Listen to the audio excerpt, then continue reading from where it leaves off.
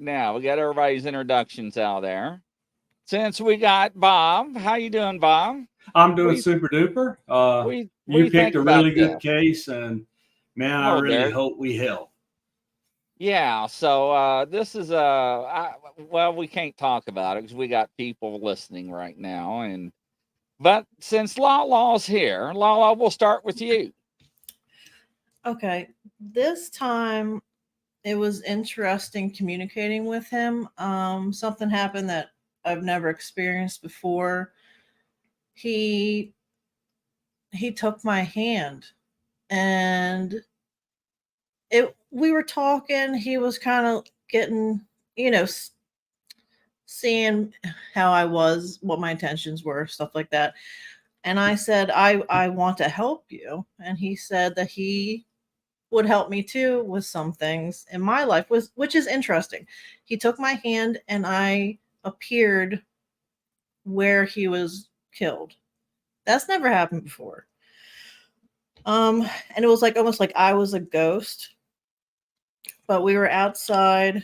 Um, he showed me his car, him laying on the ground.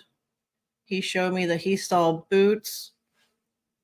I guess he was when he was laying on the ground passing away, he saw boots, and it was more than one person involved. One person did it, but it was almost like set up for it to happen. Um, I'm just reading the notes. Sure.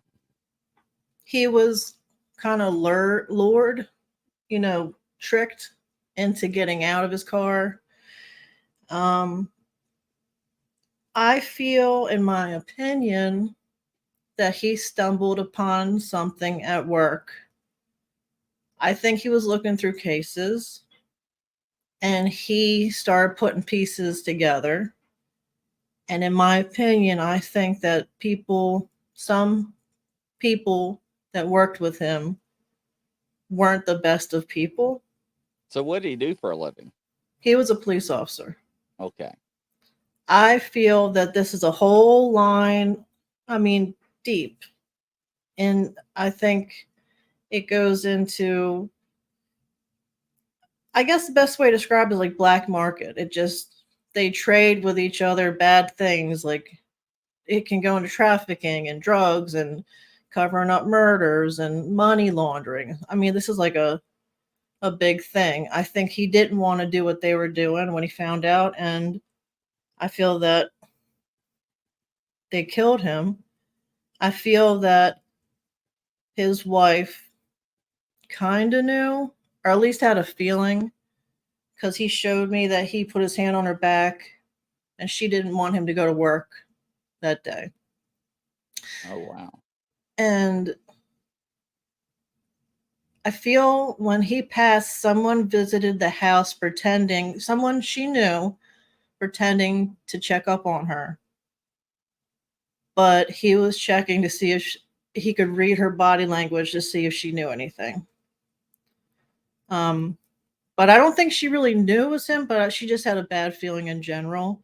Because I feel that they were open with each other, the husband and wife, that they talked, but she didn't know everything. Um, I feel the guy that did do hurt him or kill him was a heavy set man, had bad complexion. The vehicle he was driving had large off road tires, the big boots. Um, I said the victim's wife left the area feeling unsafe, so she got out of town. And I feel like it goes up to high level people. I don't think this just stops at where he worked, in my opinion. That's what I got. Okay. Well, that's enough, man. That's loaded. But he's very strong. He is a strong spirit. It's unusual for me to come across that. I feel like Okay. he's still a police officer in spirit world. All right. All right. Thank you. Next up, we'll bring Kat. She's like, really? Yes. You Introduce better settle down. yourself. Oh, Hi, I hit the everybody. wrong button. I meant to hit this button. All right. Introduce yourself. Hi, everybody. I'm Kath. I like to douse, remote view, play around with rocks and stones and Reiki and all that sort of stuff. This one was very tricky, and please forgive me, everybody in law enforcement. This is all hypothetical. Everybody with all the loss and everything, I'm very sorry, but I need to go into business mode for this. This is long. I couldn't summarize it at the end.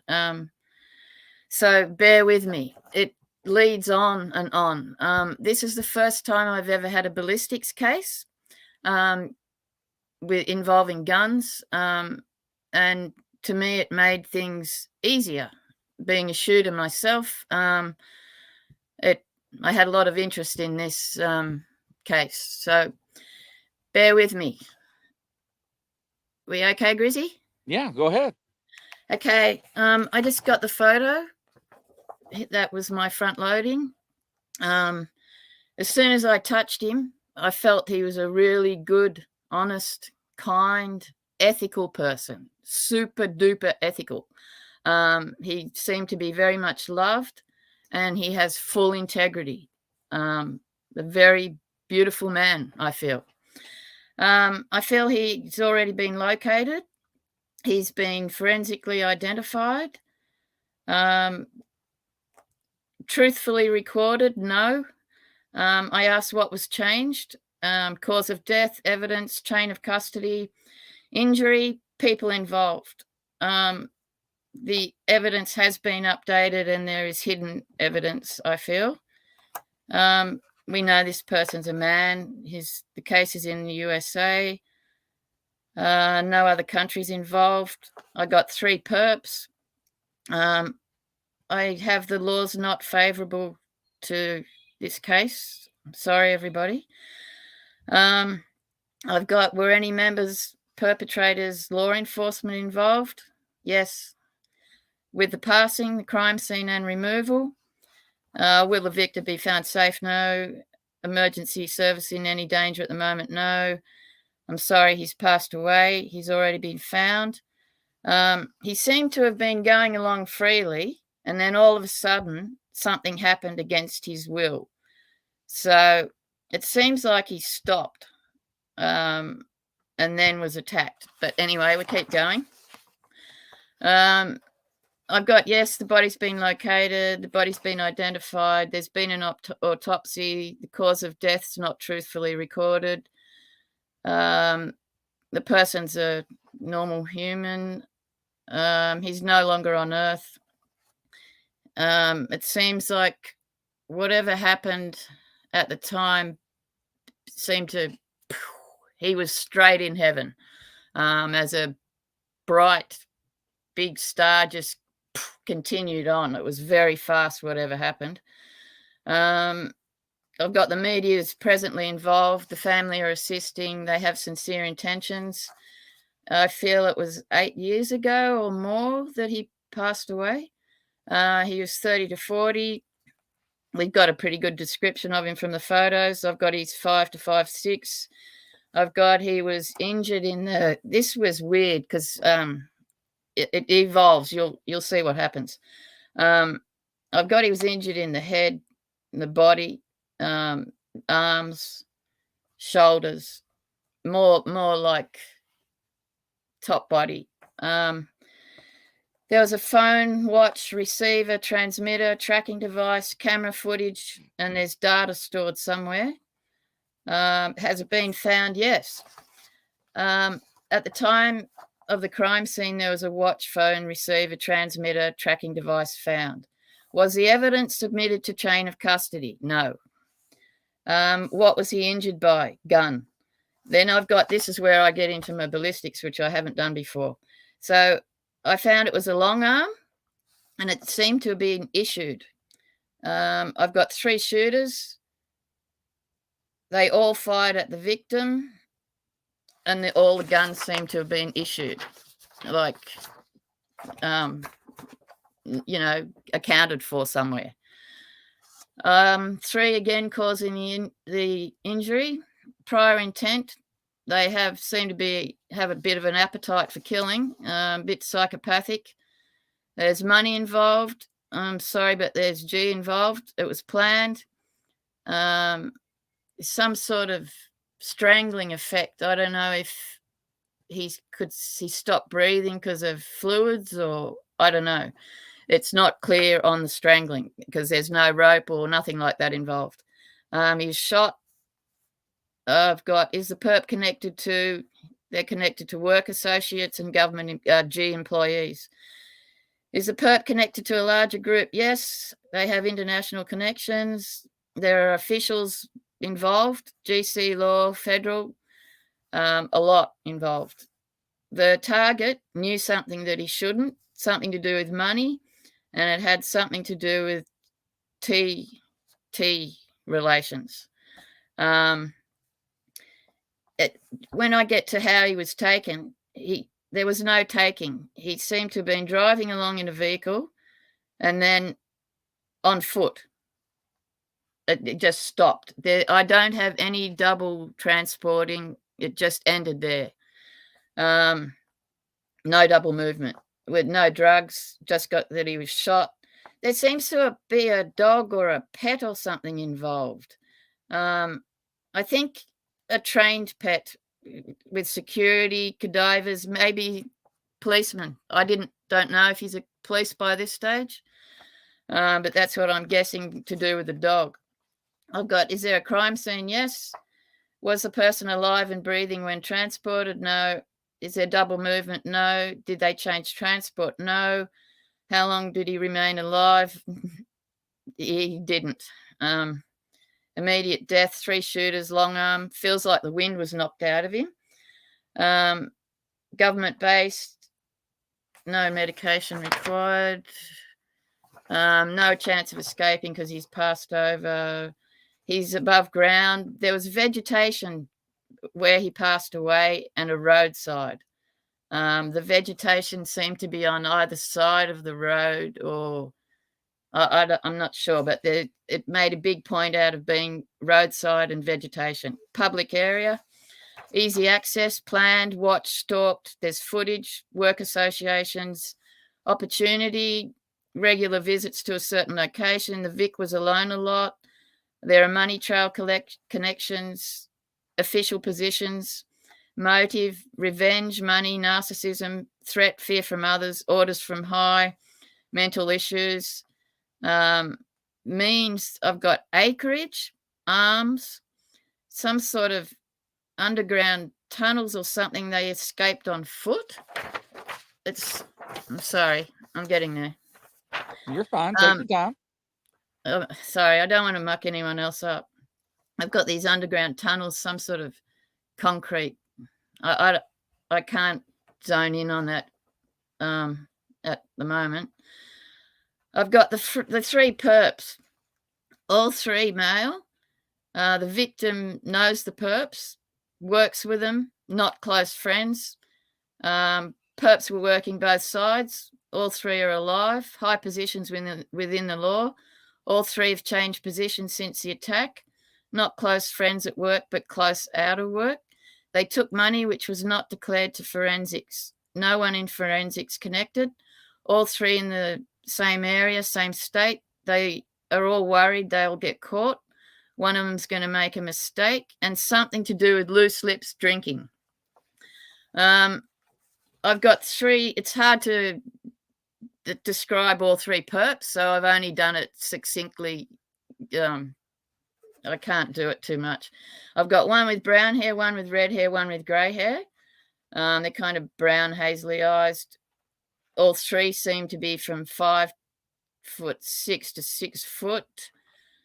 One of the perps is known to. Oh no, they're all known to the government. When I get to the perps' vehicle, there's no vehicle. They're walking, which kind of makes me think there was some sort of maybe an ambush. I'm not sure. The perpetrators at the time of the attack were mentally stable, happy, revengeful, in full control. It was planned. They were relieved, and no feelings of regret. I believe they were paid, and it was like a hit. I've got, have they murdered before for money? Yep. How many? This is where it got interesting with my ballistics. How many others have been murdered? And I've got 5. And I'm thinking, oh, okay, well, this is going to get a bit complicated. This is why my paperwork is so long. So sorry about this. Bob? And anyway. Did you hear that number? Go ahead, Kat. Yes. I heard the number. You're doing great, Kat. Just keep going. Sorry, I'm shaking. This one's got me really. No, you should. Just keep going. You're doing great.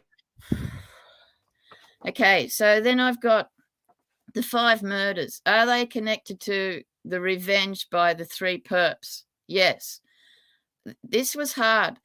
And I feel I need another session to go specifically into these 5 because I got stuck right at the end. You'll see. Are the murders connected by the shooters, the money, revenge reason? Yes. Were the guns that shot the Vic used in all 5 murders? Yes. So I've got, so they're working, used their guns 5 times. These are my notes to my head for further on. Where are the ammo reports? Usage at the station. Is the changed forensics, those reports of, not declaring the weapons, etc. That's just a little note I've got. Okay, are all 3 perps alive? Yes, and free. Are they Army, Marines, Special Ops, Police, Security, FBI, terrorists, blah, blah. I've got police connected to the T word. Did any other members of the force pay for the hit? I've got yes, high position. I've got, are they perps, US citizens? Yes. Are they currently employed with the LE? Yes. Sorry. Victim's current location, below ground, beyond. He's in heaven. He's happy. Well, he'll be a lot happier soon. Then I go down into the potential for the perp to act again. Yes. So then I've got into session 2 from my questions that stirred up in this first session. I've got why 5 murders connected, same weapons used, still working together, T, forensics change, very violent men, no qualms. Why did the goodies want to declare missing money? Like why? The why, what's the reason? Then I've got, did the goodies want to declare the missing money? Yes. Was a perp involved with a family member and dumped? No. Has anyone got close to finding the perps? Yes. When? I've got 2 to 4 months around the time of the passing that someone knew what was going on. How many know the truth? 4. Do the perps reside in the area? Yes. Military, police, mercenaries. Is the victim a civilian or a government worker? I've got government worker, so I'm assuming he's a policeman. I had no idea. And then I've got this reeks of corruption. Sorry, everybody. Then I've got like the other shootings, the ones that are connected to the guns. I've got, did they occur within 5 miles, 10, 20, 30, 40, 50 more of this particular murder radius? And I've got 30 miles radius with the other murders. They occurred in the same radius. Were the other murders also planned? Yes. I've got a yes, but not a clear yes on that one. I'm not sure. This evolves. Did they murder to threaten, clean up, or pure revenge? I've got clean up. I can't say this sentence. I'll tell you guys later about this one. Okay. Are there any others in the cleanup list? Yes. How are the murders related? Friends, work, justice, work, wife, friends, children. I've got work and a work team. I've got, was the good, I call this case good man. I call this man Good Man. So my case Okay. is called Good Man. So I've got, was Good Man the first murder? No. And so this is when I got complicated. So then I've got murder 1, 2, 3, 4, and 5. I could only do it a little bit because there's a lot of work involved in this one, which I will do. So I've got, for the first murder, I got a female. For the second one, male, which is, to me, is him.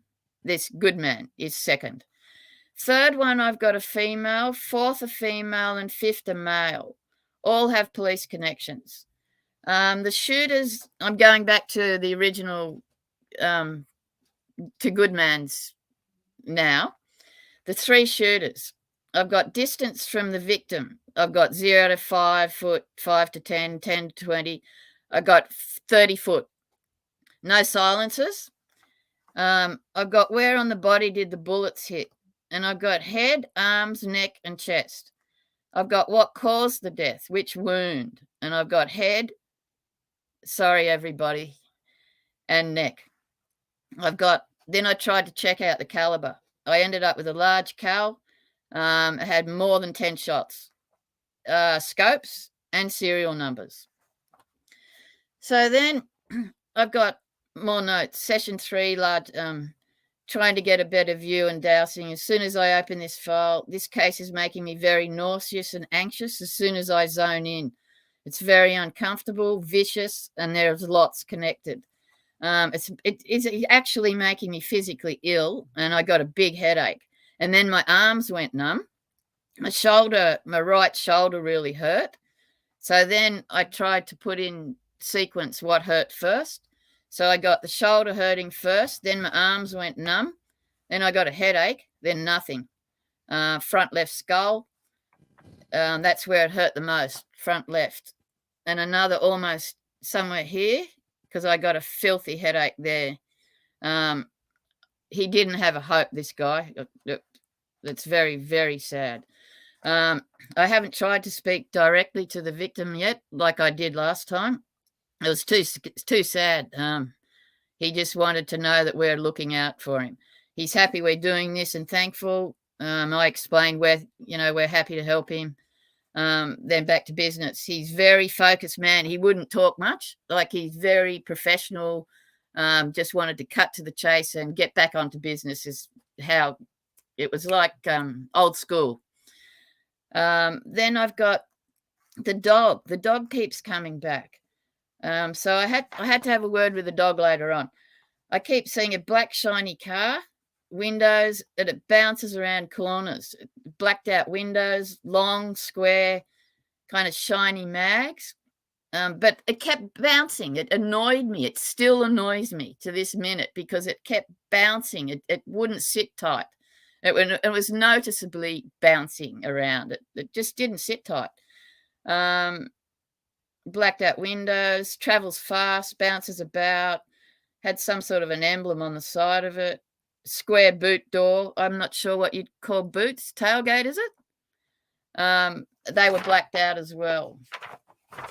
Okay, so whose car is this? I've got a passers-by car because I'm trying to figure out whose is this black car.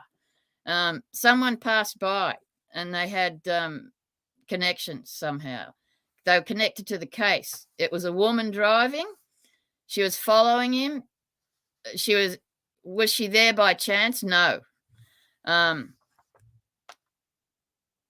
This part gets complicated.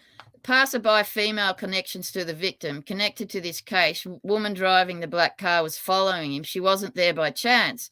The black vehicle's been seen at other crime scenes.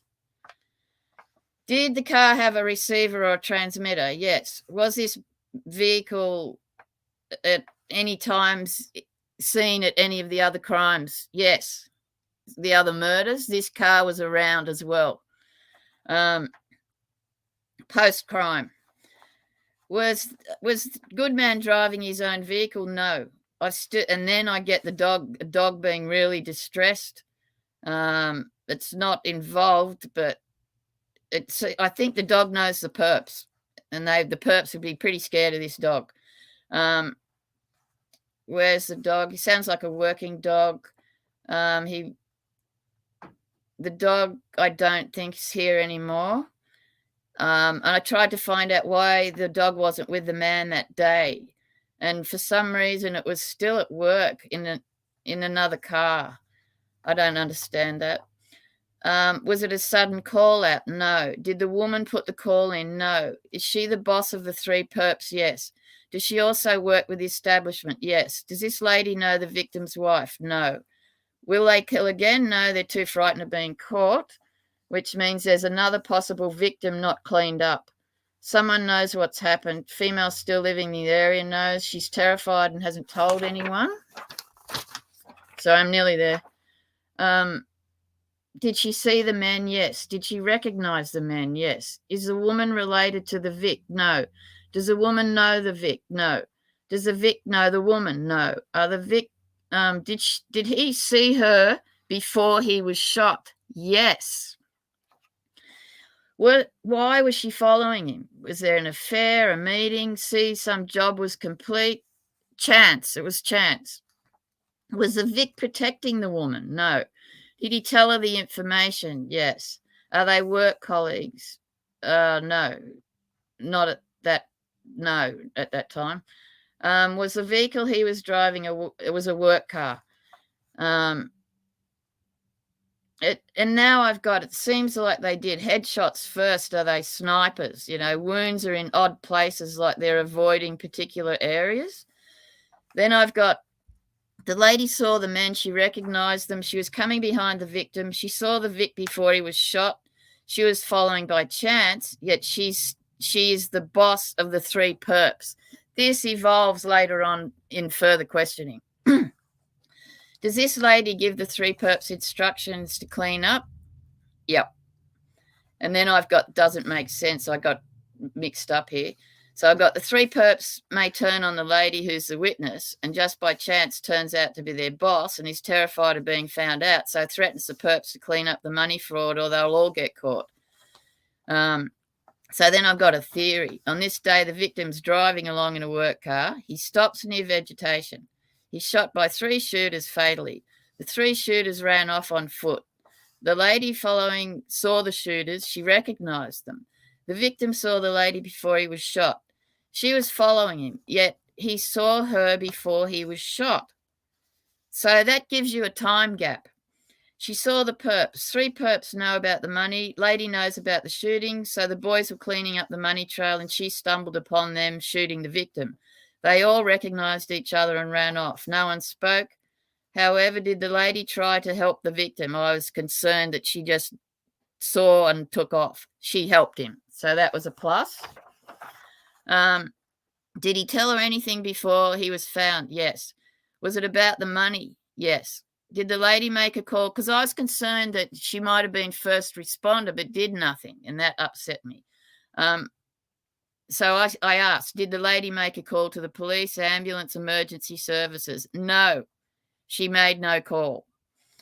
Thus, she's terrified about the shooters. They're scared about what he may have said or to her or not. Then I've got, what's the connection to the other murders? The boys cleaning up, but why 3 other females and 1 male death? Why was the money connected to these murders? Were they supposed to get a cut? Were the females being sold? Did they have a part in the business? No. Connections to tea? Yes. So this goes on. Did the woman give the cleanup order before Goodman's death or after? I've got after. Did she know about the money fraud at the time? No. Did she find out about the money when she checked the 3 shooters out? Yes. Is the woman still alive? Yes. Living locally? Yes. Close to the perps? Yes. Have the perps left town? No. Did they keep the money? Yes. Is the woman their boss at work? Yes. Did she give the kill command? Yes. Did she give the kill command before the murders or after? I've got after. Were the men already cleaning up? And she just so happened to be following the victim. Yes, that's how she found out about that. Sorry, I'm almost there.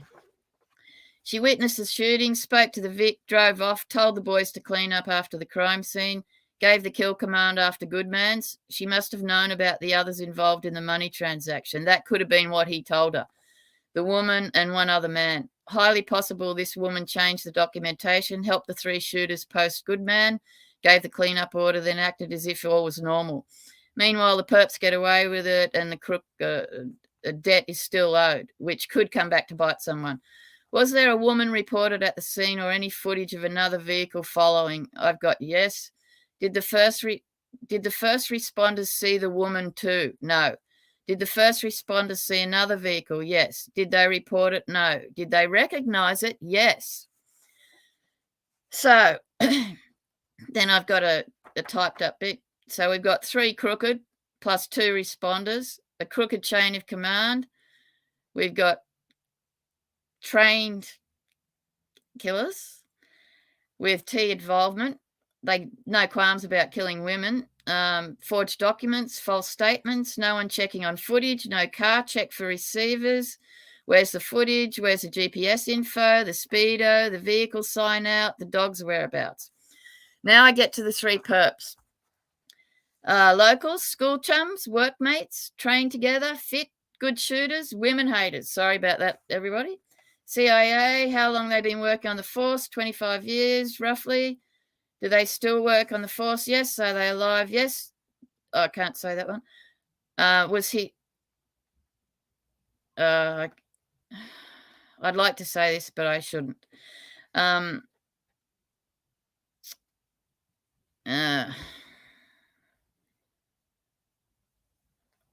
can't. You guys can read this bit later. Were the first responders also the shooters? Yes. Did they change and return to the scene? Yes. Is this how the woman saw them in normal uniform? Yes. Did she see them before the shooting in normal uniform? After the shooting running off? After the shooting as first responders? Yes to all 3. How long did it take from the time of shooting to the first responders arriving?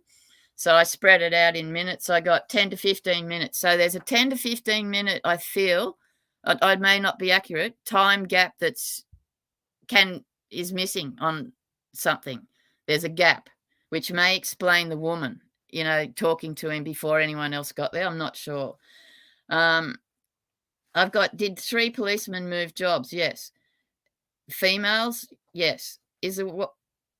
I can't say that. Hang on. I'm trying to find the guns now. Where are the shooters' weapons? Are they still in use, in an inventory as a normal gun, melted, sold, serial numbers removed, in safe storage, reused as parts? I've got in personal storage. So then I'm thinking, okay, did any of the shooters win any competition shoots? Yes. This is where I feel we have a good clue. One of the shooters is a hotshot shooter, and he's won competitions. They've been military comps and international comps. So this guy's a hotshot shooter, sniper type, really good shooter, I feel. I've got, are any of them professional snipers? Yes, 2 of them are. And then I'm trying to find out who for. So I went through the list again, mercenaries, bloody blah. I got US Gov, CIA. Are they police? Yes. Are they retired? No. Are they still employed with CIA? Yes. Are they working 3 ways? Yes. Was the money supposed to pay for the woman being killed? No. Did Goodman find out? Yes.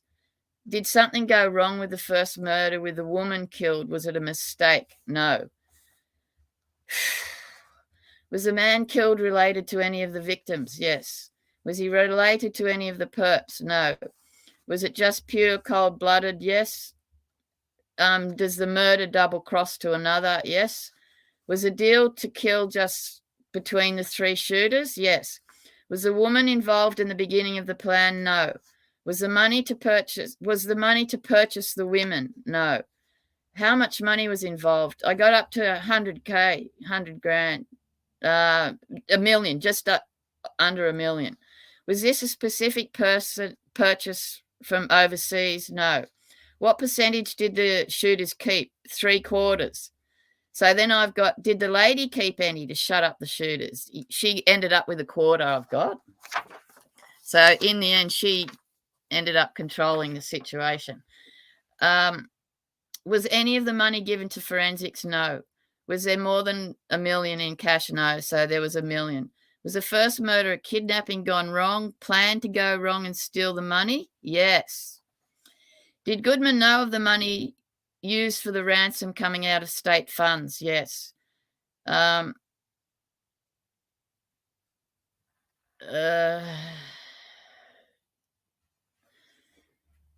skip that. Did anyone else know of the kidnapping plan? No. Is the payee still alive? No. Was the money government coffers? Yes. Did the money come out of previous forensic evidence? No. Did the forensic department know of this? No. How did Goodman know about the money if it wasn't departmental funds? That's got me stuck. So then I carried on to find out where they got the money. Was the money stolen from a previous bust, taken from teas and not recorded? Yes, that's how they got the money. These three are bad news. Will the payee's relatives find the truth? No. Are they looking for the truth? Yes. Do they still want revenge? Yes. Will the three shooters make a mistake leading to arrest? Yes. Will one of the shooters cave in and admit guilt? No. Will the wife find... Sorry, I need to pass on there. Will they find the guns? No. Will the perps ever be sentenced? No. Will the perps are known to officials above already? Yes. Are too many involved covering up? Yes. Are they protecting each other? Yes. Is there a clue to solving this corruption? Yes. So I've got who has it. I'm trying to find out who's got this clue. And so I've got the woman, the footage, the hidden evidence, and senior officials. So I've got who will find the clue. Is it forensic? Is it footage? Is it a witness? Is it us? Is it perps? So I found it's with forensic evidence. There's footage. There's a true copy of forensic somewhere. And the bodies of the payees show up, which is hopefully, in a sick way. And when they find the bodies of the other murders, or one of them, it's going to link the cases, I feel. And the other big point I've got is that the shooter, the one being a hotshot shooter, if someone can check out to see if any of them are, winners in international comps, it may be a clue. So sorry, everyone. I know it took a long time.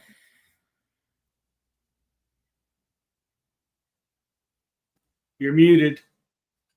You're muted, Chris. We can't hear you. You're muted, All Chris. right, that's wonderful. Thank you. You did a wonderful job. Next up, Inbull. All right, stand by, Kat. All right, welcome to the show. Thank you so much. Hi, how's it going on everybody. over there? Yeah, not too bad, thank you. I was just sort of running outside in the dark, and it's not raining, which in England terms is really the best we can hope for. That analysis was spectacular. I enjoyed that a lot.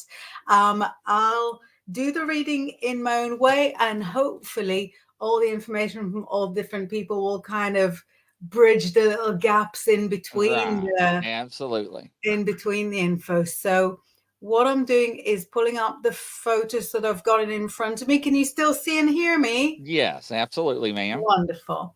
So I work with the tarot. So I'm shuffling the deck right now, and I'm going to lay out some cards to see what the story is with this case. Right. It says that it's a very complex, very complicated situation, because it says that he knew that something was coming for him. So whether the story that we have is of a disappearance or a killing or whatever it is, I feel that he knew from weeks in advance that somebody has marked him out for a disappearance or a killing or whatever it is. And he was already trying to either backtrack or hide or keep himself safe in some way. And I feel like when whatever happened, he was already either in a vehicle or just about to get in a vehicle to get out of there, because he knew that he wasn't safe. He was surrounded by the people who initially made him feel unsafe, and he knew the people who were to use weapons against him. So there was an initial point of contact. I would say it's people that he worked with, because I'm seeing it as multiple people, and because I'm seeing it as people that he saw frequently and interacted with frequently. So just logically, I'm thinking, well, it's not going to be, like a wife, or, like a person acting alone. It looks like it was kind of organized.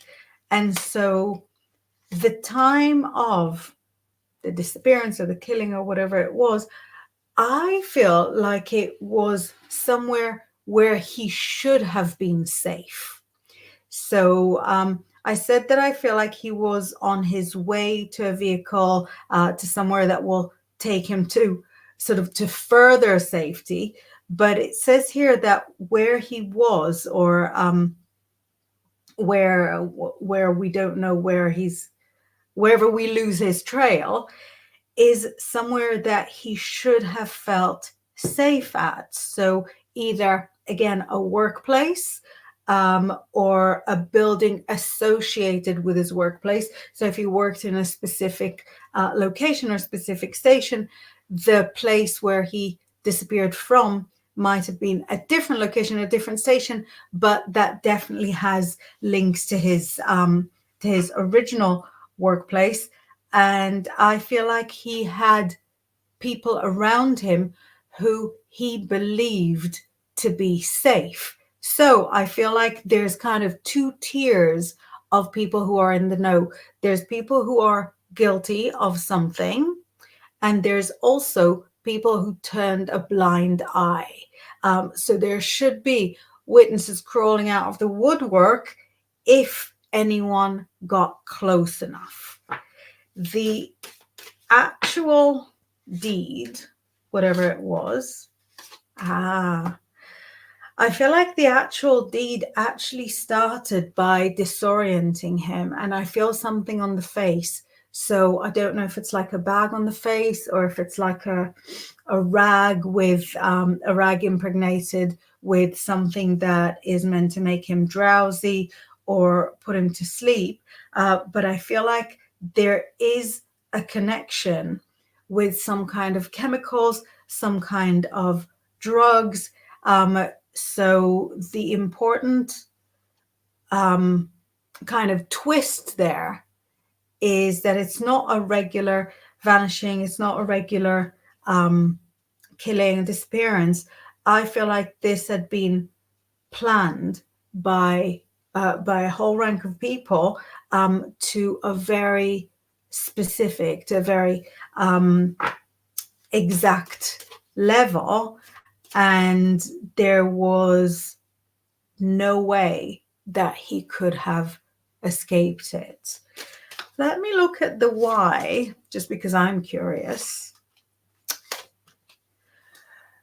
He shared secrets with the people who wanted to eliminate the risk of him telling the secrets.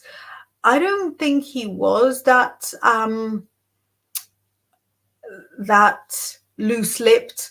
I don't think he would have revealed the secrets, because I feel like there were details there that would have incriminated him, that would have been a source of shame or even a source of imprisonment for him. But the people who were in the same gang, in the same kind of company as him, saw his knowledge, saw his understanding of detail as being too risky.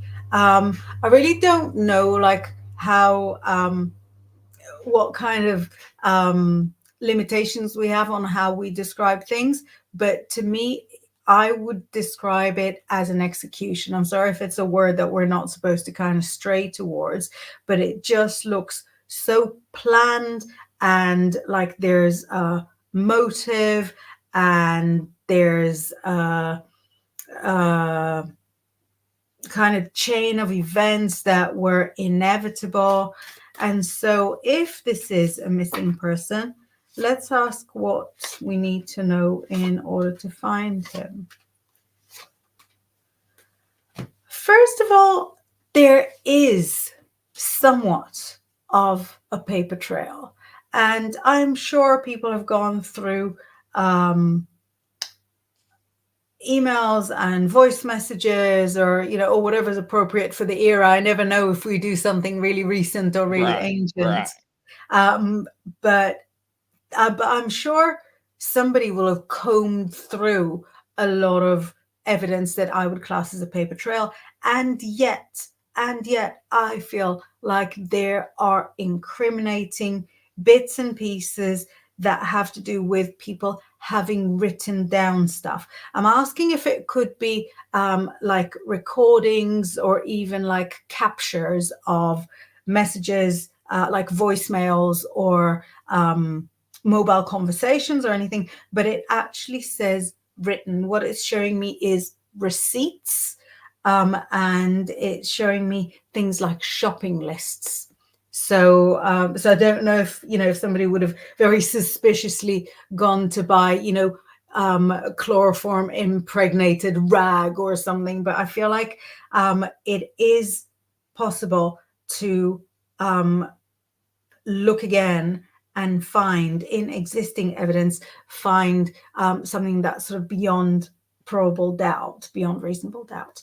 I also feel that there were multiple vehicles involved in the arrival of people to wherever it was, and in the removal of his remains. So had DNA evidence existed at the time of this person's disappearance, it really would lend itself very well to combing through backs of cars, car boots, and so on. I feel like there is a general reluctance of people in positions of power. There's a reluctance to delve too deep into this, because I feel like everybody knows what happened, but as long as there is no concrete proof, no one gets in trouble. I just think that there is concrete proof not too far under the surface, but there are a multitude of people, 4 to 8 people who know a lot of details, and they're kind of covering it up. Let me ask whether he will be found, or whether the details will come to light or no. I feel like the details will come to light. I see a lady who was involved, not so much in anything actively murderous, but a lady who was involved in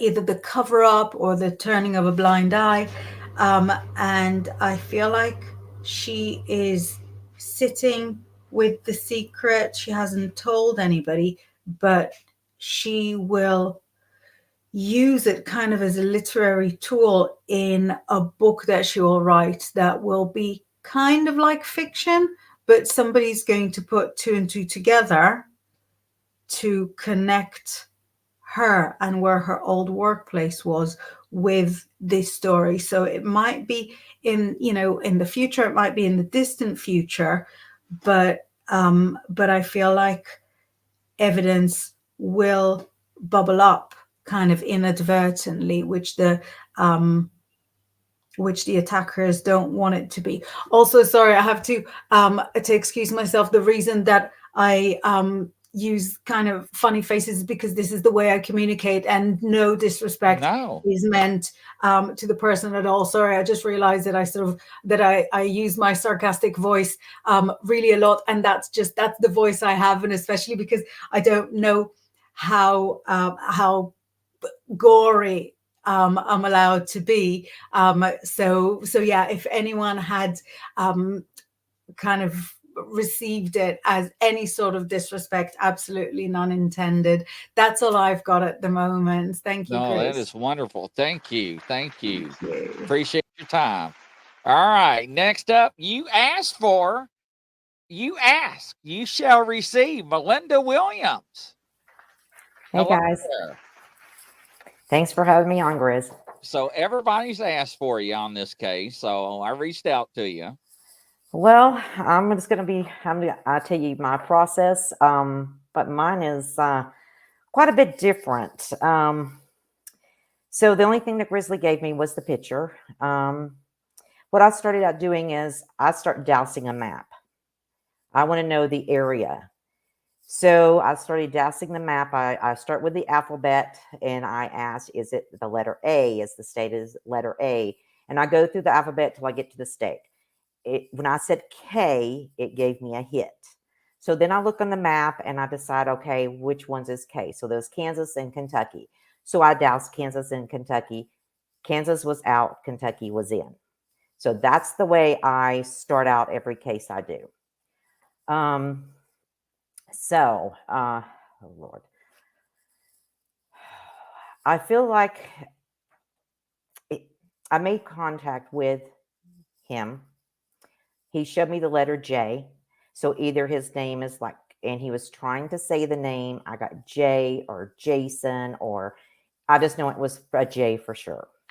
He shows me a badge. So that tells me he is in law enforcement. Then it sort of switched a little bit. He was showing me about, I do feel he was a canine officer because he did show me a dog and he gave me the letters because I asked him, could he give me the letters of his dog's name? So to make sure, because if he is a dog handler, I was in law enforcement. I wanted to know. And the letters he gave me was the letters F, I, G, and O for the dog's name. Then I went on to ask him what happened. And he started showing me a roadway. He showed me the numbers 34. He showed me the number 139. And then he I feel it was a date because the way he showed it. And the date was 5 of 25. And I felt like that was May 25th. He showed me a baseball. So I felt like he was connected to baseball in some way. And the color red was very important to him.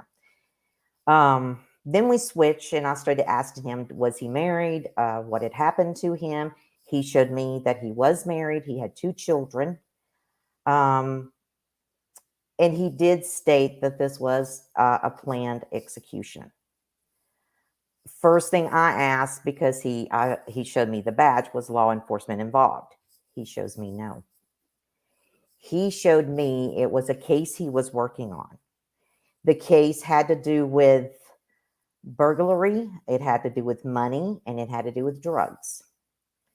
And I kept asking, was law enforcement involved in any way? He showed me no. He showed me that this was connected. He kept showing connected to other cases. And I asked him, how many other cases was this connected to? Was there other people been killed or were they murdered like the way he was? And he said, yes. He showed me yes. And he held up his hand like this. So I took that as 5. He showed me that in the area of where he was, it was like, I want to say a cliff because it was like high and there was like greenery, but I smelled lavender. So I don't know if lavender was growing in the area, but I felt like he had, how do I say this? It was an execution, but it was due to a case he had been working on. I feel that other people has been also been murdered on this because they were aware of some of the situations. And I feel like there was a female that's missing because he kept showing me a blonde-headed lady and he kept saying she is deceased also. And she was murdered by the same people that murdered him. And it was because the people that murdered him, she was involved with in some way. And they knew that he was working on this case, and he was very close to coming together with this case. So where, I get different is law enforcement was not involved. Let's see here. And I'm looking at my notes. Like I said, and I was being showed there was at least 3 people that was involved, and I don't feel he's seen them. They were in the shadows, so to speak. And he was showing me first place he was hit was to the side area. And then he was showing his arms being hit, his elbow, his head. And that is what all of because it was like repeating shots over and over. He did show me the letter H, and I asked him, was that a first name or a letter to someone that is linked to it? And he showed me, yes, it was linked to a person that is connected. And I asked, was it the first letter of the first name or was it a last name? And he said last name, and it was the letter H. And like I said, he was showing me 3 to 4 people that was there. I'm looking at my notes. But he was showing me that this is all tied together. It was like a ring of people that was that was burglarizing stuff, and there was drugs involved. And he was learning. He was getting the information. He knew where this was going. He was very close to an arrest, and these people knew that. Now, Grizz, I did send you a image that I put together of what I feel is this person is either the one that's directly involved or he has knowledge of.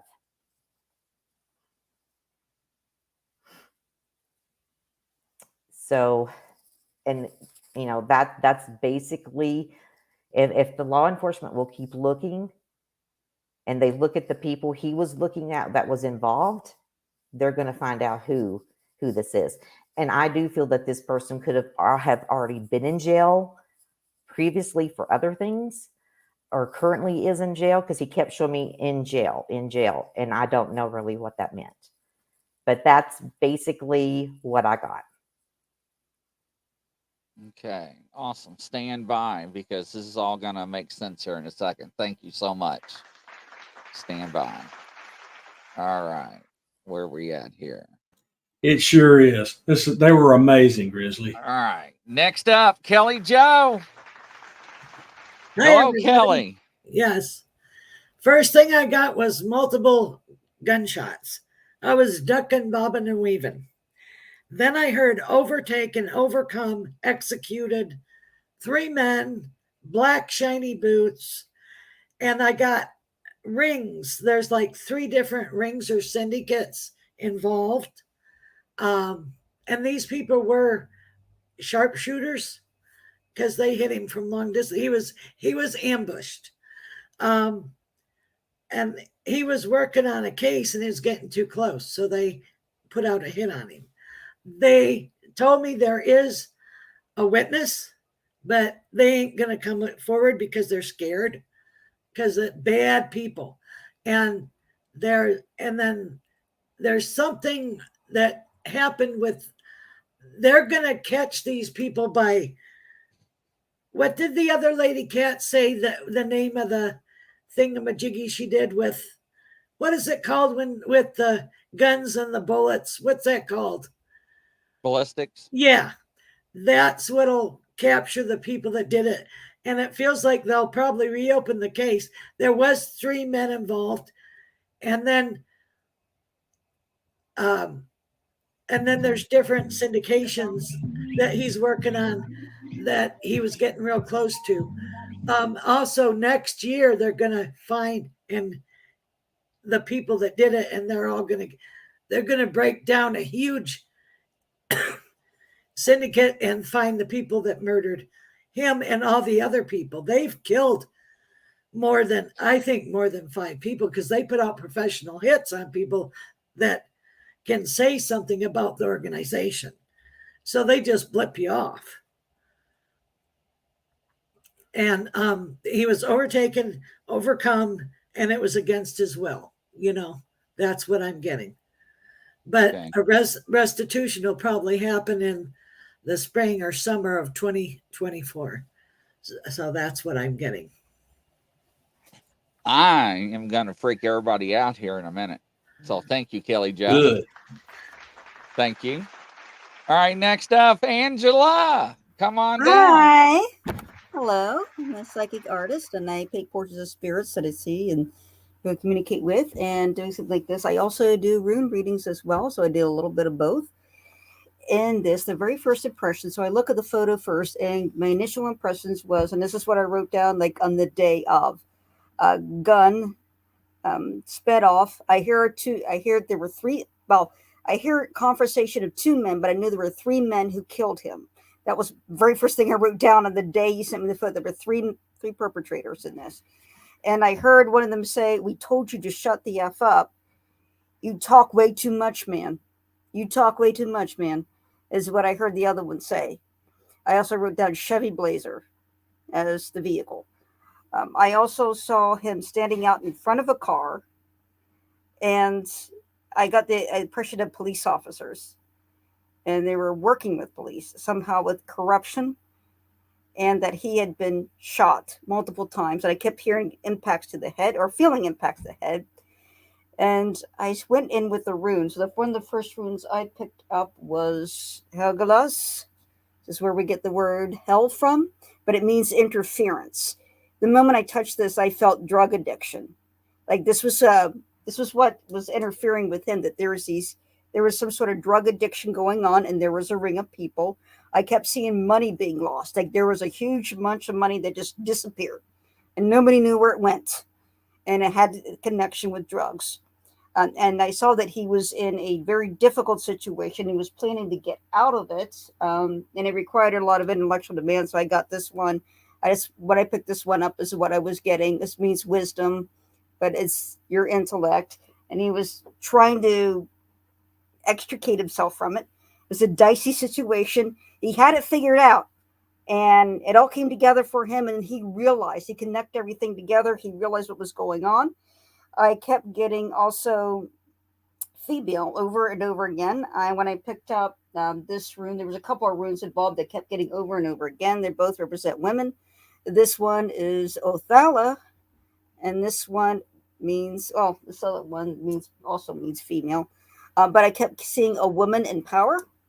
But I also was told family issues, that whatever this interference, this drug and issue, a flow of drugs, that there was an addiction, a secret addiction that somebody had, and involved money and drugs and missing money, that it created some sort of family issue. There was some worry on behalf of a female in regards to this. And I got that I kept getting Gabo. So Gabo is cooperation here. It's usually gift, cooperation, but I kept getting that there was like multiple people involved in this exchange of drugs, money, working together, and that it was linked to the police.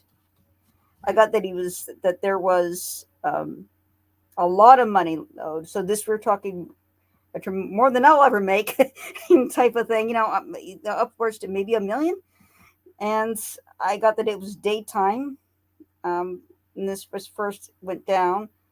I kept seeing over and over again, bridge and ice kept coming up over it again. Now, bridge, you see a bridge, and ice, which is Isa. And this could either mean stop, but I couldn't figure out what was connecting to ice. Either he stopped all of a sudden, or this represents a time frame, which September to is it November to December is the time frame that Isa represents. I kept getting light that he was a good man. He was very moral, very ethical, had everything right, had his priorities right, very balanced, very kind, very empathic man, very caring, was what I get. I kept seeing father over again. He loved being a dad. I got that over and over again. I kept seeing father. I got there was emergency and there was some sort of deception go on, so he was lured somewhere. And then that attack happened. I found it extremely hard to breathe. I kept picking up this is rune. This is called Naldis. It means a tight band around the chest is how it's expressed in runic poetry, but at the same time, I actually felt like I couldn't breathe. So I keep getting when I touched that, I kept getting the impression that somebody went after him after he had experienced all these wounds. Like keep the back of the head, multiple strikes, the back, front, side of the head, all of these, and he's laying there, and somebody went out and put pressure on his chest, or in some way that he's to stop him from breathing to ensure that he was actually dead. Was what I was getting off of that, and I kept bringing up ice over and over again. But it feels like this is because I keep bringing up Yara, so this is going to come for a circle. At some point, this is going to come around. There will be an investigation. There will be somebody arrested on this. That this will be exposed. It'll come for circles. What I'm being shown here, and that's basically all that I was getting. But I kept feeling corruption in the police department, that this was somehow enabled by the police, by law enforcement. Like it was enabled by them. And they're involved in it and know about it. And they're just not interested in making any type of progress on this. With the limited number of police officers that are involved in some sort of corruption, there may only just be 1 or 2 officers, but there were 3 perpetrators. But there's some connection with the police department and somebody there that is involved in hindering this investigation. And it looks like there's a female in power or in charge that may be part of that process. All right. Well, thank you, ma'am. Stand by. Thank you, Angela. Donna, come on down. How are you? Hello. Well, my name is Donna. I'm a psychic medium. I channel, remote view. Sorry, I tried to do as much as I can on this case, but it just kept making me sick. I don't know why. It just kept making me really sick. But what I got, I kept going in, here and there. Like I did a big piece of it and then I kept going in. Okay, so I'll stop. I didn't write it down. So I'm gonna back up because I did one piece and then I just did some more today. He showed me this big building. Like it was a building and it was like a parking lot.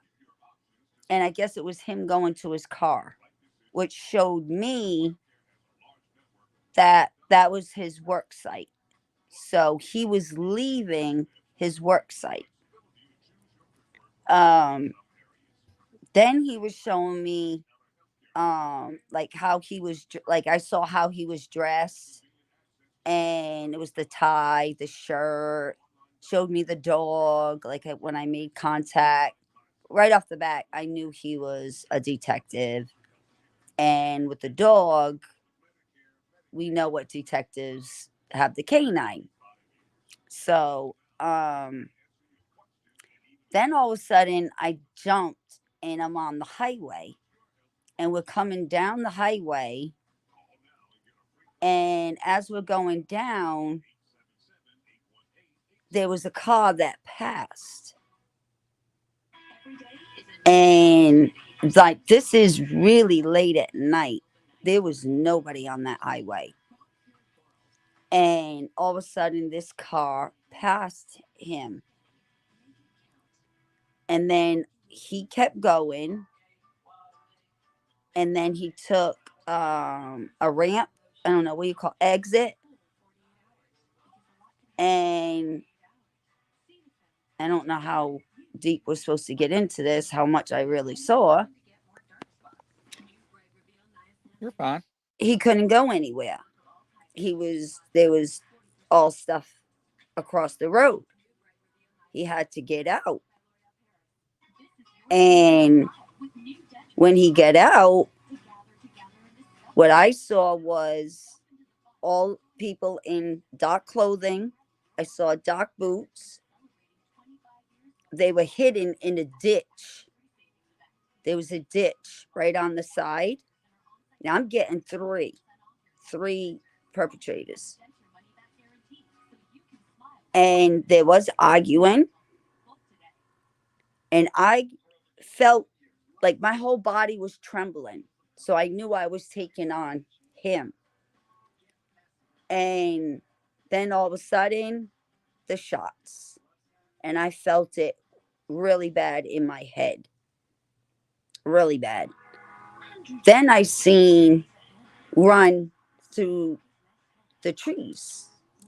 There's like, they were hiding to the right. They ran to the left through the trees. They just went that way. Because there's like 4, I think, altogether, but 3 perpetrators that shot him. He kept telling me, shouldn't have trusted, is what he said. Shouldn't have trusted, and very organized. I saw drugs. I saw money.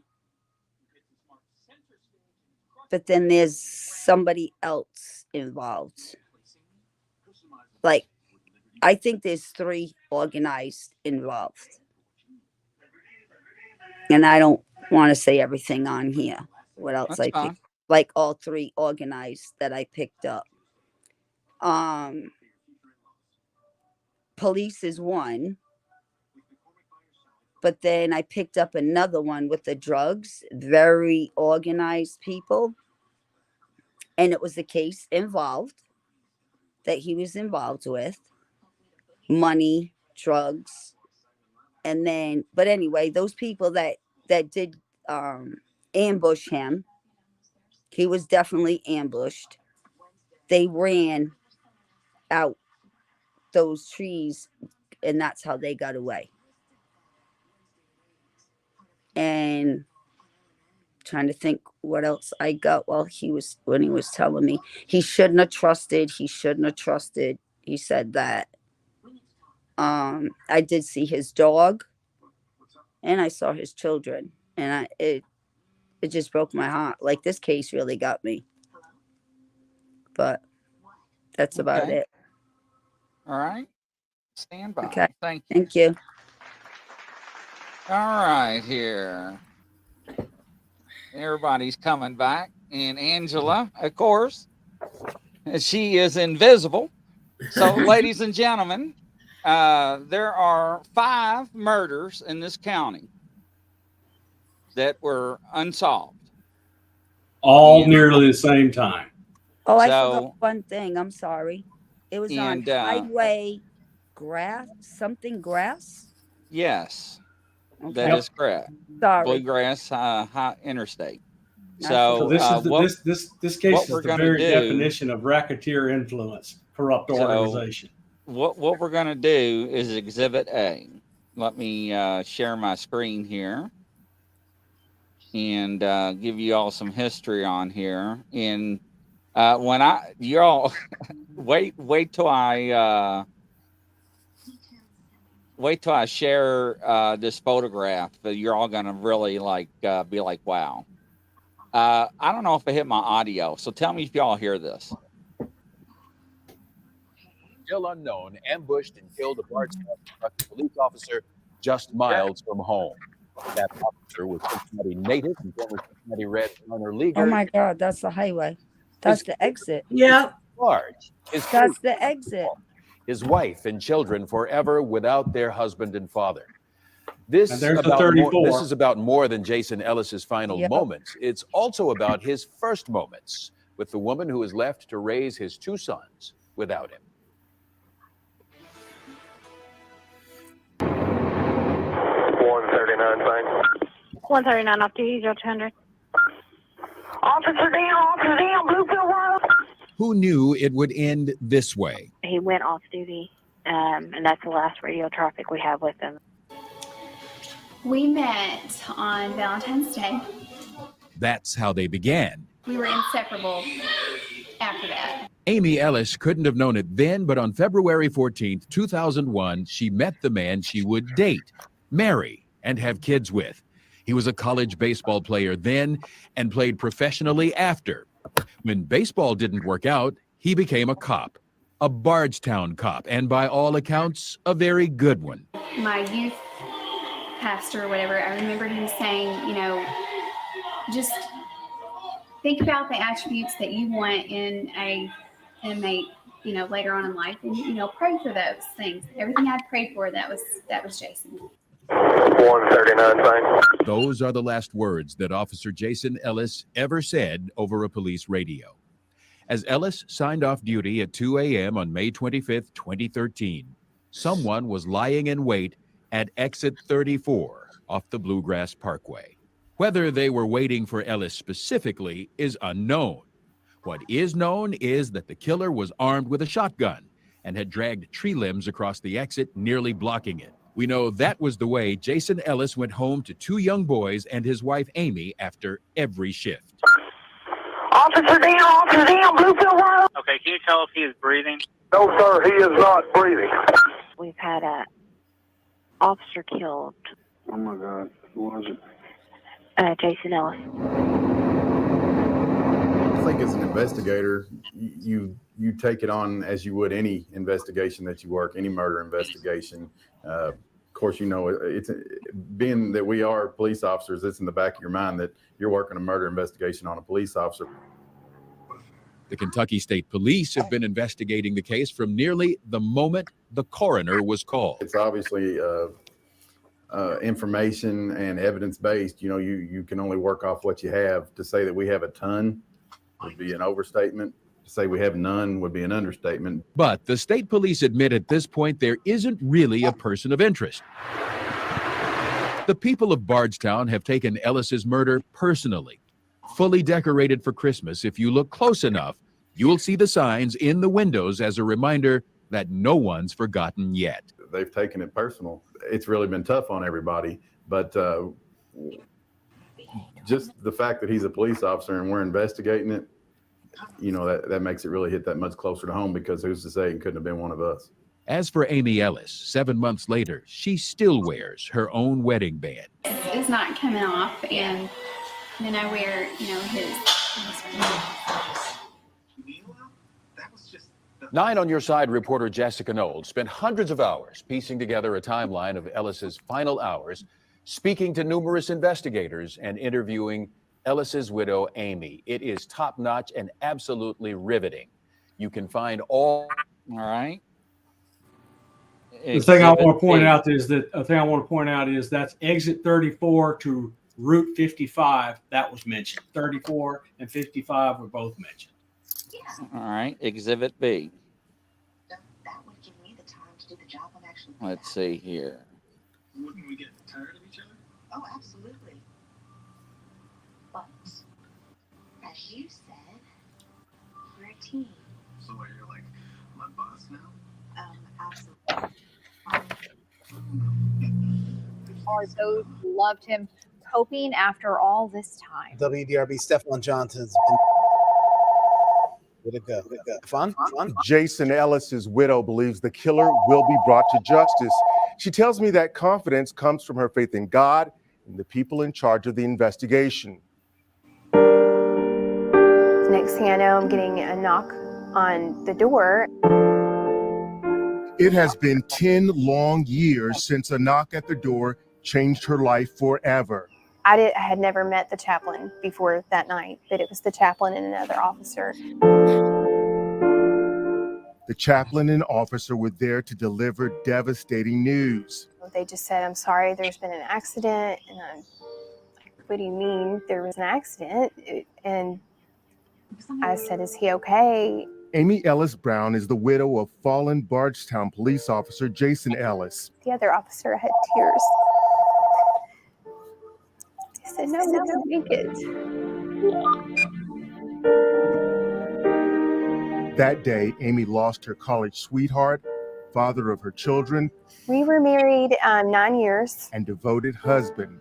I did not think in my wildest dreams that we would not have answers. Like, I thought we would know within that first few months or year. But months eventually turned to years. No, I did not think we would be here 10 years later. Outside the Bardstown Police Department, there are memorials, and inside, the walls are covered with images of the fallen officer. Every year, it seems like we feel like, okay, they feel like maybe they're closer. Right now, the reward stands at nearly $250,000.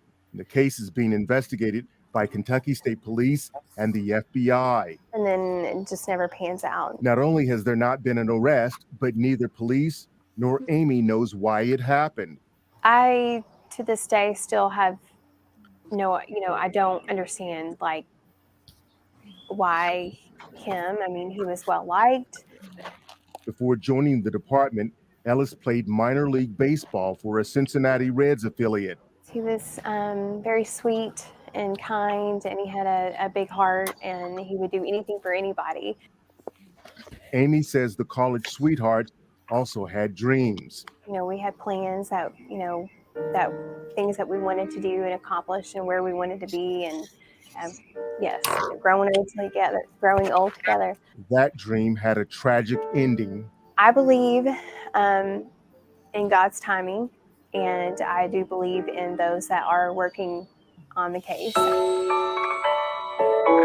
But Amy doesn't believe it's how the story will end. I know that they are wholeheartedly, tirelessly working on it, and I do trust that one day it will be solved. Amy has moved away, remarried, and her boys are now teenagers. They were young, they were 6 and 7. But part of her heart will always live in Bardstown. And at least once a year, she returns for the memorial honoring her late husband. I go every year, and I will be there on Thursday as well. Yes, Nana Boss, they did. Coming up tomorrow. All right. Now, let me go to the next exhibit. In this one, I'm going to point out something.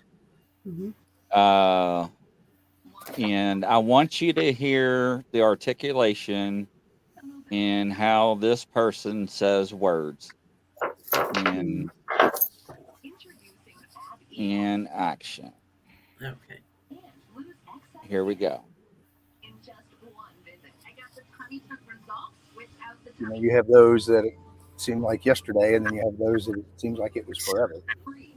And obviously, it depends on where you are. Meaning, were you close, intimate family, or were you coworkers and friends? But yeah, 10 years ago, it does not seem that long. Believe me, to me anyway. Yeah, I get that. In some ways, it does seem like some of those emotions, some of the things you saw. I mean, can you take us back to the scene, kind of arriving there? Yeah. You hear the term, the politicians use it. What will you do when you get that 3 a.m. phone call? Well, I got that 3 a.m. phone call. And, I remember when the phone rang at that time, man, this can't be good. But then when I looked over to the phone, it said Nelson County Dispatch. Then I knew it was not good. Because if it was an incident or a situation, the night chief on my department would be the one calling on dispatch. So I knew. There's one simple vision hack anyone can use to improve vision, so you can say goodbye to your optometrist for good. Did you know? And I just remember him saying, "We've got a bad situation, Chief." Of course, by that time, I'm already up, trying to throw on clothes, uniform, whatever I wore, and talk at the same time. And he just said, we're not sure what happened. He's down. I said, okay, who? And of course, he said it was Ellis. And because of those tree branches, it was very confusing to everybody, because I think he even told me, we don't know if a tree fell on him, which I thought, what in the hell was he doing on a, but there's 3 o'clock in the morning, the cobwebs and you see it? It's but exactly I just remember him saying it's not good. He did not tell me he had been killed. And that's not his place. I don't blame dispatch at all, but doing this long enough and those spidey senses, as we call it, I knew it was not good. And then, I lived right in town in Bardstown, and I jumped in my car. I'm headed out to the Bluegrass, and my phone rang, and it was one of the officers who was on the scene. Happened to be one of Jason's good friends, and he's crying when I answered, and he's like, they killed him. He's gone, Chief. He's gone. They killed him. They killed him, Chief. I don't know what I was going to do, but I was, And then when I got to the scene, I remember it was eerily silent. and it was a full moon that night. So for 3 o'clock in the morning, it was just. Wow, he So- knows. Oh yeah. When, Yeah. So when they same thing. said they killed him, Chief, Yep. I'm just saying. I look at it when people articulate things. Grizzly, Now, yes, did he say he told me? the Yes. officer told the chief they killed him, Chief. They Oh, the killed officer him. told him. He told me. So the officer told the chief that. Yeah. Yes, They the killed officer him. that was on the scene. This is the Yeah. very definition of a racketeering, influence, corrupt Now, organization. hold up. And This I'm gets telling. better. This gets better. Now, and let's go to the next one. Let me share the screen. And we're going to, now let's do this one first. Let's see if I can hit the right one here.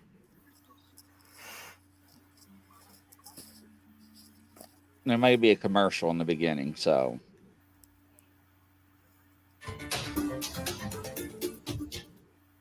And tonight I have an update on the Crystal Rogers investigation. We have learned the Attorney General has appointed a special prosecutor to assist in the prosecution of all criminal charges. Remember related the to blonde deaths of girl? Jason Ellis, Yeah. Rogers, and Tommy Ballard, notably the Netherlands, not included in this.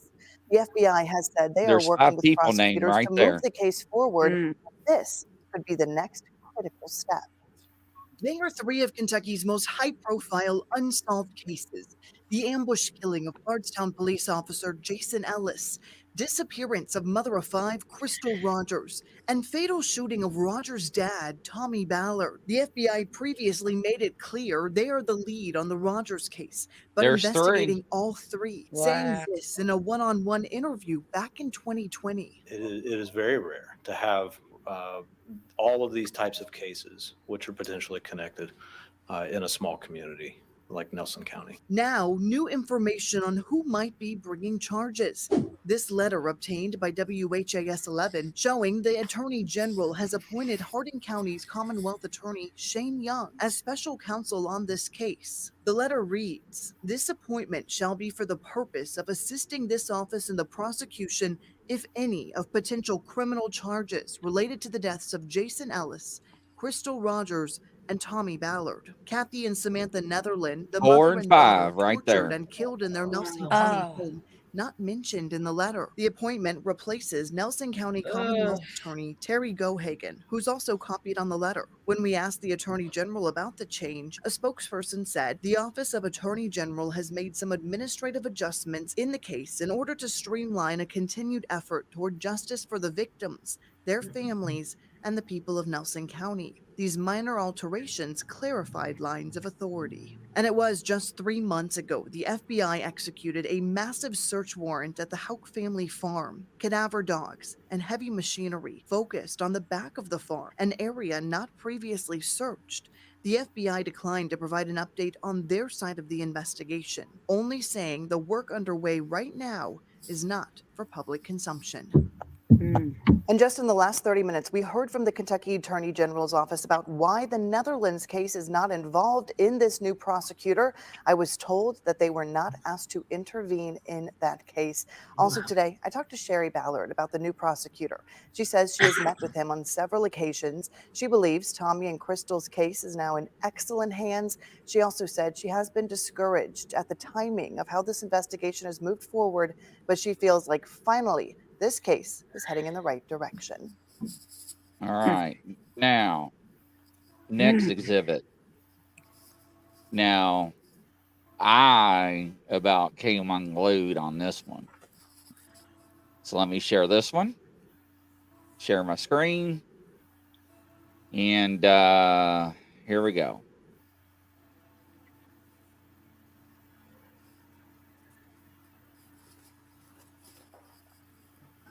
Lawson, the man now facing charges in connection to the disappearance of Crystal Rogers. Well, today we went into the courthouse to get new court documents spelling out exactly how Joseph Lawson may be connected to the night Crystal was murdered. From a hospital bed, 32-year-old Joseph Lawson called into his court arraignment. A Nelson County judge on the other end of the video. Formal reading of the indictment has been effected. The court's going to enter pleas of not guilty in both cases. Lawson was indicted by a grand jury in June, charged with conspiracy to commit murder and tampering with physical evidence. Both charges filed in connection to an incident on 4th of July weekend, 2015. The same weekend, Crystal Rogers was reported missing, and just days before her keys, phone, and purse were found inside her car on the side of the Bluegrass Parkway. A warrant was issued for his arrest in July. It was executed in August, and he appeared in court via video on Thursday. Is your date of birth January 24th of 1991? Yes, sir. The name may sound unfamiliar, but this actually isn't the first time we've heard the name Lawson come up in this investigation. Steve Lawson was mentioned in one of the very first police interviews between Detective John Snow and the main suspect in the case, Brooks Houck. Okay, who is Steve Lawson? He's seems like works. Look at that guy. Yeah. Houck explaining why he had a late night phone call with Steve on the night Crystal disappeared. Oh. Is that Melinda's picture? That's him. That is him. Uh-huh. Yep. Oh, yeah. Now, watch this.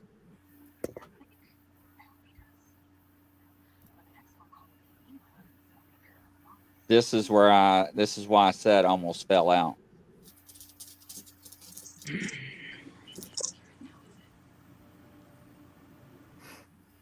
This is a recent newscast, ladies and gentlemen. Wow. Chills. That looks like one of the guys that I seen. So when ladies and gentlemen, she just showed me this picture before the show. I was not privy to this picture. She asked me to check it before the show to make sure it would open. So let me bring up my Facebook account and let me show you what I Was he on site? let me show you what I let me show you what let me Sorry, I show couldn't you hear his you. mugshot. Oh, wrong picture. Wrong. I'm You so go, Melinda. Wrong mug. let me show you his mugshot because he is tied to Crystal Rogers. That's the dude. Wow. Wow. So when I saw Melinda's picture before the show, I about came unglued. The one that I seen looked like the other, like just a little darker skin, like really tan, darker skin at Jason's. So there are 5. Let me get rid of the picture. So there are 5 murders in Nelson County, and you saw 3 of them. The name, the mother and daughter, which will make 5. Right. Why the other 2 are not included with the other 3? Yeah. Now, Crystal, that guy, the skinny, I ain't gonna call what I was gonna say, but the skinny, scrawny guy that was in the hospital bed, Right. he is in federal custody. Why is that?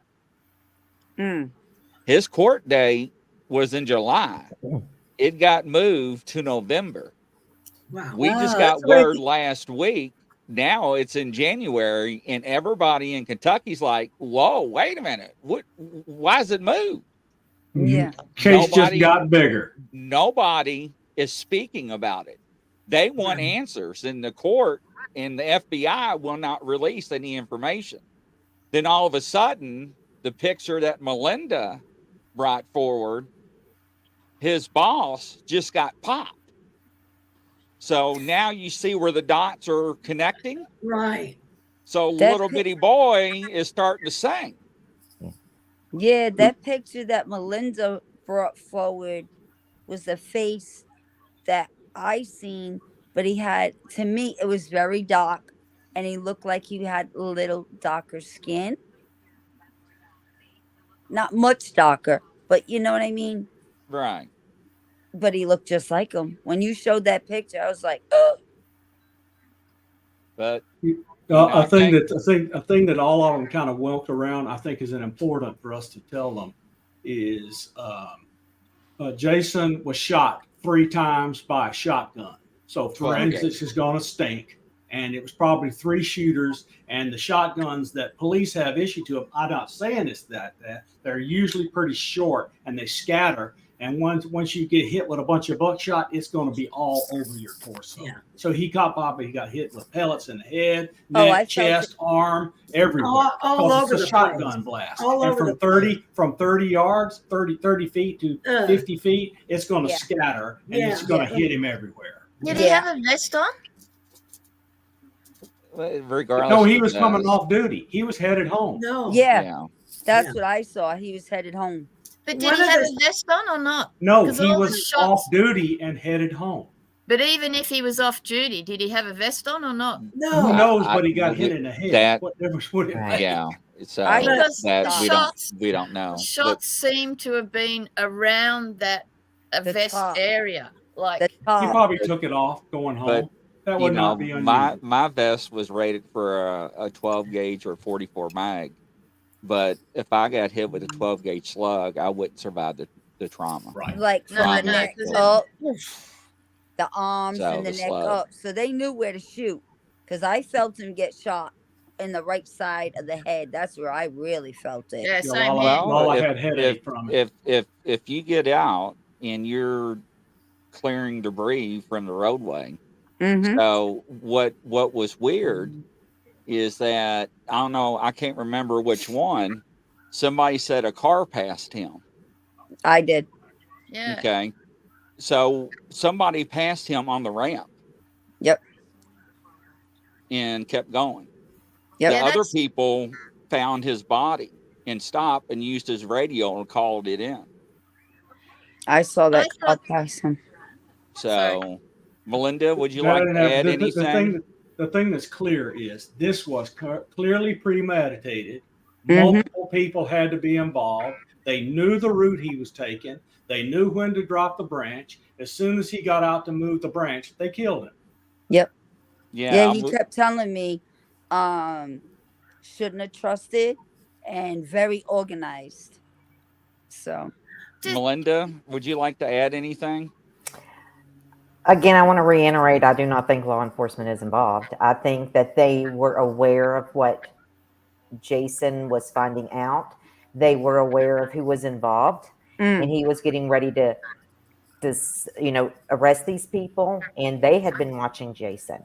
And that's why on the statement, when the chief stated they killed him, it's because they had a suspicion all along. And that's exactly the way Jason was showing me. Yeah, like very organized crime. Right. Like very organized Yeah, organization. 3 syndicates. Yeah. Yep.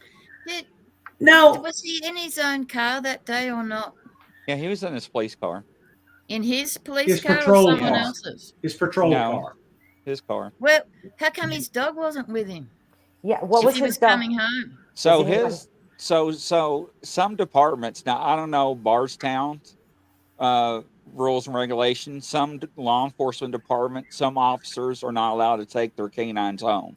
They have kennels either on site or off site for So the canines. that's So such I a don't small. know. That's such a small town. They might only have 1 or 2 dogs, and so a policeman can't take it home because the next shift might need it to do a drug search in a car.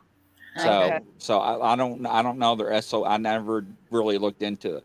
Like Lexington police, when I lived in Lexington, they had a shelter where they would go pick up their dogs and drop them off beginning and end of each shift, and that's where they kept their dogs. Yeah, see, So- here, they bring their dogs home. Yeah, some do. When I worked on Yeah. county, they took them home with them, but some departments don't. So so Bardstown, I cannot speak of. Yeah, I couldn't. I was shocked. I keep seeing one of the third shooters. I keep seeing a 6 foot tall salt and pepper haired man, like the flat top, military flat top, square shoulders, square jawline, and light blue eyes. Did the And wife I keep seeing him. What's that, Cat? Did the wife remarry? Yes. Yeah. Any of the boys? She was uncomfortable living there, and she moved. She didn't marry any of. I think Melinda picked that up, and I think somebody else did too. Lala picked it up. She grew suspicious of what might be involved very early. Moved out of the state. She moved to Ohio and married somebody that's not from there. Good. Yeah. Yeah, No but relation. there was something with the wife, but don't know. Yeah, I feel that too. But I think, Melinda, you picked up on the exit, the baseball, the color. Yeah, I got 34. I got 139 and 525. So it's Route 55, exit 130, 134. You got a bunch of stuff, Melinda. Yeah. I mean, everybody did a great job. It's, my heart goes out to the friends and family of the case. Yeah. Hopefully the Crystal Rogers case ties it back to Jason Ellis. That's his name, Jason Ellis, that y'all saw from the new media clips. Hopefully there's some resolution to it. But especially the ones that work with law enforcement like Melinda has, how it is with having abilities, how they it's kind of tainted in a way and a sore subject. Right. So some of it, you have to be vetted to work with them, and it's just the way it is. So they can use some of the information or not. But, looking at the photograph that Melinda has and looking at the person they have in custody, and I mean, how else can you cut it? Right. So, I mean, and plus with some other details that everybody came forward with, it's already came out. It's also matches up. And I don't know why I got darker skin on that. Another shooter. Like it was a little. Could be. I don't know. I mean, right now, the ex-chief and anybody in law enforcement is not privy to any other details in this case or any case in Nelson County at this time, especially when it comes to the Crystal Rogers cases and Jason Ellis or any other murder case, or all five, or technically all five, because state police have removed it, and so has the FBI. Yeah. Because everybody is up in uproar. I mean, you haven't had a murder in Bardstown in 150 years. Next thing you know, you have 5 murders within a few years, whatnot, and everybody's like, "What the hell's going on?" Wow. And the father of the daughter that got murdered when he was out hunting, he got close to finding out who killed his daughter, so somebody bumped him off. And that was noted out in a news media coverage we covered during the first show, that the family member said, no, my dad was close to figuring out who knocked or whatever his daughter. And they took him out. It's a small town. Everybody knows. Hell, when I went hunting, everybody knew where Grizzly went hunting, where he shot that deer, because, we bragged about it. I shot it over in Trimble County, and everybody knew where I went hunting. So it's not a very big town, ladies and gentlemen. Not only that, the hunters wear all that bright gear and all that stuff. You right? During modern gun season, yes, hunter's orange. But if you're laying and waiting in ambush, you're not wearing that. Yeah. Right. Yeah. Of course not. No. So, but I do want to thank everybody's time. Thank you. And Melinda, Kat, Angela, Kelly Jo, and Donna, everybody, and Lala and Bob, thank you all. And hopefully in the next couple of weeks we'll have another case we can work on. And from coast to coast around the world, that's a wrap. Everybody have a good night. Bye, Bye, guys. Bye.